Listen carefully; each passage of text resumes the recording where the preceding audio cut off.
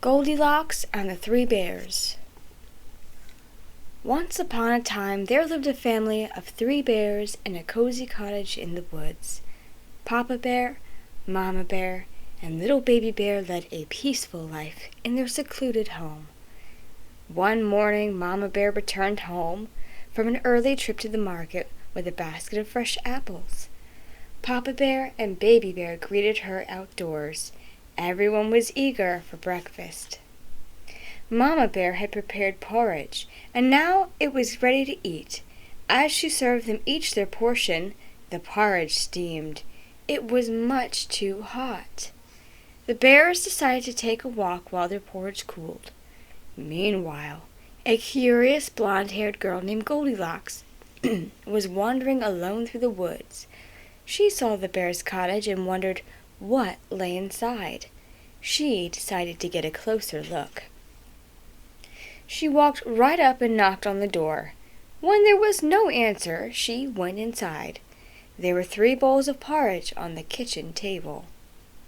Goldilocks was hungry, so she grabbed a spoon and took a mouthful from the big bowl. "This porridge is too hot," she wailed. She moved on to the second bowl, which wasn't any better. "This porridge is too cold," she complained. The little hungry girl had a spoonful from the smallest bowl. "Yum!" she announced with relief. "This porridge is just right." Goldilocks gobbled up the porridge until the bowl was empty. Next, Goldilocks wandered into a cozy, inviting den and saw 3 chairs.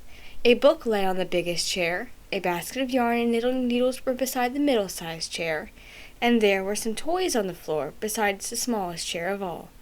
After having wandered through the woods, Goldilocks was eager to rest her tired feet. Goldilocks climbed onto the biggest chair with great difficulty. "This chair is too high," she said. "My feet don't even touch the ground." Next she tried sitting on the medium-sized chair. It looked like it would be a better fit, and was also more ladylike, but it was no good either.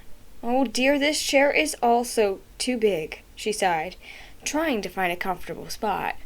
Then Goldilocks turned to the smallest chair. She eased into it and smiled. "This chair is just right," she said with relief. Suddenly, Goldilocks heard the chair's legs creak beneath her. Crash! The chair fell apart and Goldilocks ended up on the floor. "Oops," she said sheepishly. Goldilocks was getting tired and sleepy from all of the excitement. She spotted a staircase and was curious to see where it led to. She wandered upstairs and saw 3 well-made beds in a sunny loft. "I just need to lie down for a minute," Goldilocks yawned. The biggest bed was the heaviest. Heavy oak headboard looked like the perfect place to rest. She hoisted herself up and nestled under the covers, but it wasn't what she expected. "Oh, this bed is too hard," she grumbled. Goldilocks hopped down and shuffled over to the medium-sized, frilly pink bed in the middle. "This has to be it. Oh, this bed is too soft." After struggling to get out of the second bed, Goldilocks climbed into the little bed with a teddy bear on top of it. By now she was certainly tired. "This bed is just right," she murmured as she fell into a deep sleep.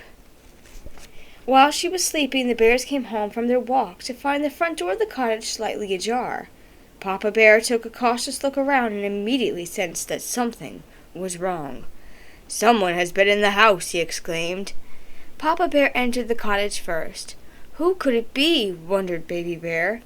Mama Bear and Baby Bear hung back until Papa Bear glanced around and waved them inside. Mama Bear rushed into the kitchen. She gasped when she saw the sloppy porridge bowls on the table. "Someone's been eating my porridge!" she shrieked. "Someone's been eating my porridge," Baby Bear said. "Someone's been eating my porridge too," sulked Baby Bear, "and it's all gone." The bears walked carefully toward the den. "Someone's been sitting in my chair," Papa Bear growled. "Someone's been sitting in my chair," Mama Bear yelped. "Someone's been sitting in my chair too," cried Baby Bear. picking up a chair leg. "And now it's broken." Papa Bear led the family quietly upstairs. They knew something was fishy as soon as they saw that the bedsheets were wrinkled. "Someone's been sleeping in my bed!" Papa Bear roared. "Someone's been sleeping in my bed," Mama Bear wailed. Someone's been sleeping in my bed too," stuttered Baby Bear. "And she's still there." Goldilocks stretched and yawned. Papa Bear, Mama Bear, and Baby Bear all gathered around Baby Bear's bed and peered at the waking girl. Goldilocks rolled over and opened her eyes. Staring back at her were 3 bewildered bears. "Yikes!" she gasped. "What a surprise!" Everyone was quite startled as they all looked back at each other. Goldilocks leaped out of the bed in a flash.